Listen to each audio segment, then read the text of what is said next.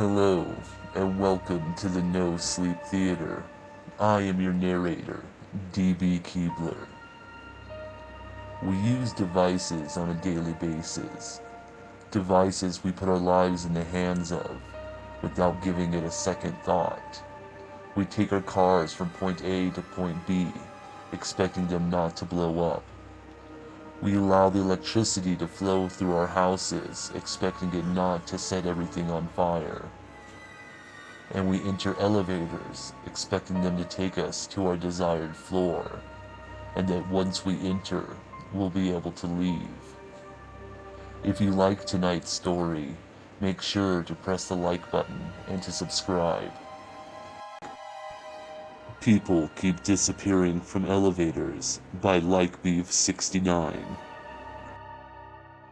Hi, this is Detective Dave Cox with a public service announcement from NYPD. As well as wanting to wish all of you happy festivities this fine August, I'm here to remind you to avoid using elevators unless absolutely necessary, and of course, not to enter any Sumic branded elevators at all costs.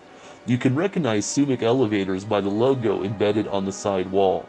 If you do spot one or suspect so, please report it to us as soon as possible. Thank you. If you're reading this document, you probably already know about the danger. I just wanted the header to serve as a reminder, in case you forgot. I simply cannot stress this enough. Do not take risks with the elevators. The reason I am writing this document is so that all you journalists get off our back and let us investigate. This is a summary of all we know so far, much of which you have already heard of in the news. We are not hiding any relevant information from the press or the public. The department will not be taking any questions or interviews regarding the case until further notice. Timeline: June 9th, 2017. On the afternoon of June 9th, 14-year-old Jennifer Hortworth went to visit a classmate, Mike Terrence, at his new apartment at 21st Avenue. The apartment building is new and equipped with CCTV cameras as well as a recently installed Sumic brand elevator. Mike noticed Jen from his porch and waved to her. She waved back to him and entered the building lobby. CCTV footage last captured her going inside the elevator shaft. That evening, Jennifer's parents called Mike, asking for their daughter's whereabouts. After learning that she had not arrived at Mike's home, the parents notified the police at 9:32 p.m. Police promised to investigate, but did not have any reason to regard her disappearance as suspicious. It was only when she did not arrive at school the next day that police began investigating more thoroughly. There was no CCTV footage of Jennifer leaving the apartment complex, and therefore, police concluded that one of the residents had something to do with the disappearance. However, all residents of the complex complied to a warrantless house search, and no trace of Jennifer was found. Given the circumstances of her disappearance, Jennifer is most likely the first victim of the Sumic elevators. July 24th, 2017. The disappearance of 27-year-old Heather Hayes is our first confirmed victim of the Sumic elevators. Heather worked as a data analyzer for well-known cable company, Simtax, at their headquarters in 53rd Lake Street. The building has extensive CCTV coverage, including inside the elevator. At 12:17 p.m., Heather entered the Sumic branded elevator, assumingly to go outside for a smoke. She is not seen again. When she does not come home that night, her husband calls the police.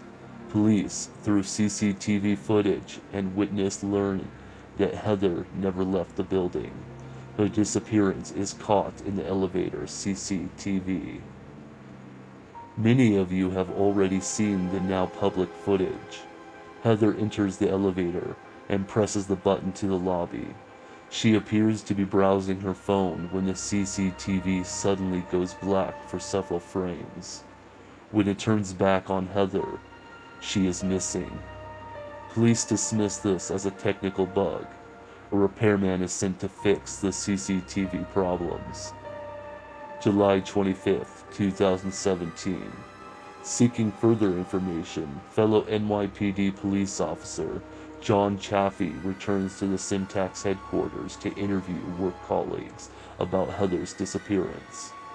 At 10:54 a.m., after he is done questioning, he takes the elevator back down and is never seen again. After not responding to several radio call-ins, I go myself to investigate. The CCTV footage resembled that of Heather's disappearance. It was at this point we began to suspect foul play. We searched the elevator shaft for anything suspicious, but found nothing. The security man that was in charge of watching the CCTV cameras was taken to police station, but was later released due to lack of evidence. August 12, 2017. Christian Carl, a 42-year-old private plumber from Maine, was last spotted exiting a customer's apartment. The customer had called in for Christian to fix the sink. After doing so, the customer accompanied Christian to the elevator at approximately 3:30 p.m. When Christian didn't come home by the next morning, his wife alerted police. Upon arriving, police noticed that his service car was still parked outside the apartment.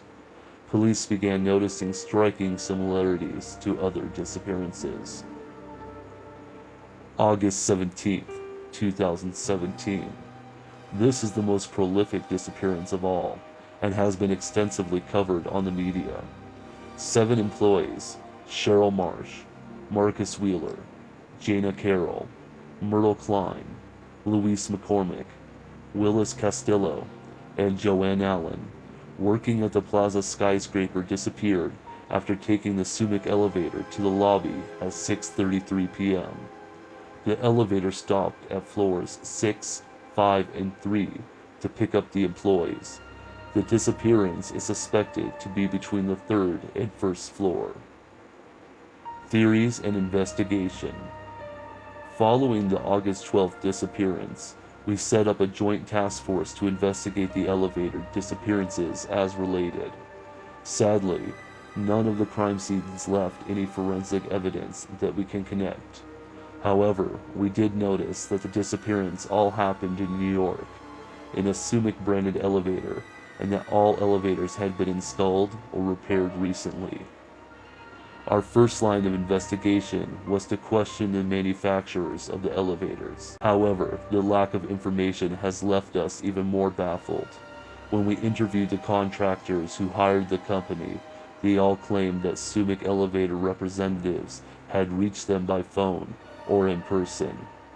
The company marketed itself as a newly formed startup, claiming to transform the way elevators worked. They provided a construction license and offered a very low price, and so the contractors agreed. When we tried calling the company back, the line was dead. We also found no records of the company ever being registered. We could not identify the men who installed the elevators. Therefore, we asked that anyone who recognized them from the CCTV footage or the eyewitness sketches report to us immediately. It is important to note that our investigation is still very recent, and we are yet to find out more information. Our main theory is that the disappearances are the work of a very calculated group of killers. However hard it is to believe, it may be possible that the group had managed to somehow hide in the shaft and then somehow attack and dispose of the victims. It may not seem plausible, but it seems reasonable enough given the circumstances.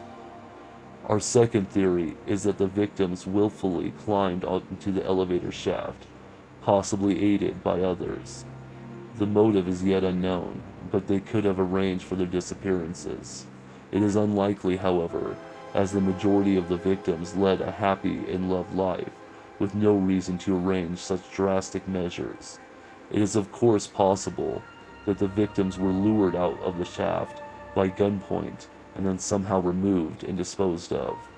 Since the case has garnered media attention, we have received hundreds of tips and theories regarding the missing people. We are exploring every line of inquiry possible and we ask that if you have any questions to please call our special hotline. Thank you for your cooperation. Detective Dave Cox, NYPD.